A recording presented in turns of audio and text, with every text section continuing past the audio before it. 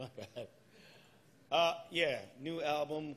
It's called Wagwan, which is any Caribbean people in here? Say no Metabo.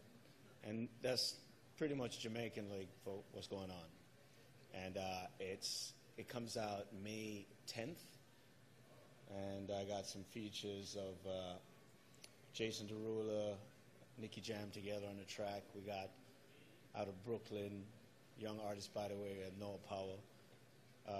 New sensation, Shensia, out of Jamaica, just signed through Interscope.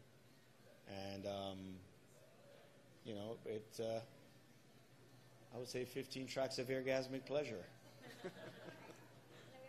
Yes, sir. Say again? Yes, sir.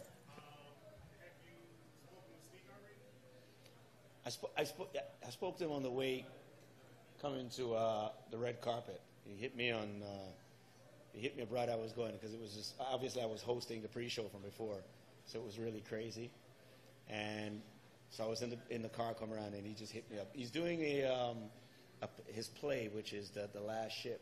So he's in Canada, and yesterday and today were the two first opening days, and have been sold out in Canada. So he couldn't make it because of that, and we were trying to move it as much because one of the biggest things we wanted to do is sit down and have a gin and ting, you know, out of this. But he couldn't. But yeah, you know, so he did it. We congratulated each other, and he's ecstatic about it. Great. And then when you two first started working together, did you think it was going to be an album, or was it just sort of a one-off thing? You know what? There's a track we did called "Don't Make Me Wait," and Martin Kirzenbaum, who was Sting's manager and was my A&R. He's also my manager now, and is also was my A&R when I was at Interscope, and he also was Sting's A&R, and he was like, "Wow, this is a perfect track for you and Sting to get on." And we got in the studio, and we were just like two little kids, you know. We were just like two brothers, you know what I mean? And he's been a big fan of reggae music because obviously with the Police, a lot of the early Police stuff were, you know, kind of a hybrid reggae vibe, you know. And he was a big fan of some of my greats, you know, from Steel Pulse to, you know, the early reggae track, Dennis Brown, all these guys. And a lot of people don't know that songs like Every Breath You Take, songs like Magic, you know, Every Little Thing You Do Is Magic, King of Pain, those songs were written in Jamaica at GoldenEye on the desk of Ian Fleming, where he wrote the James Bond novel. And those songs were, you know, are massive, massive records. So there's a magic that is from my island.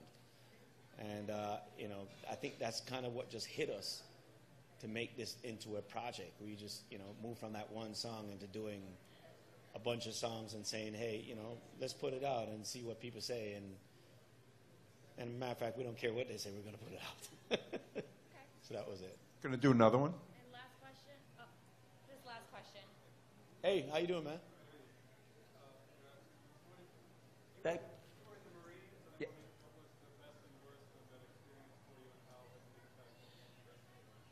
And you know what, man? I did a lot of growing up in the Marines. I think that's what got me to be driven. And looking back at it now, I think that whole experience was an experience that prepared me for this bigger job.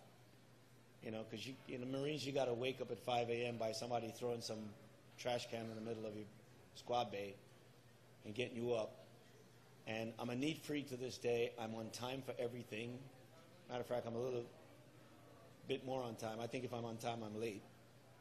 And I just go hard and don't stop. And that's kind of what the Marines is all about, man. That was a preparation for this that I'm doing right now.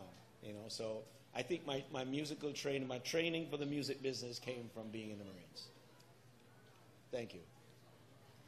Thank you, guys. Thank you. Appreciate it, man.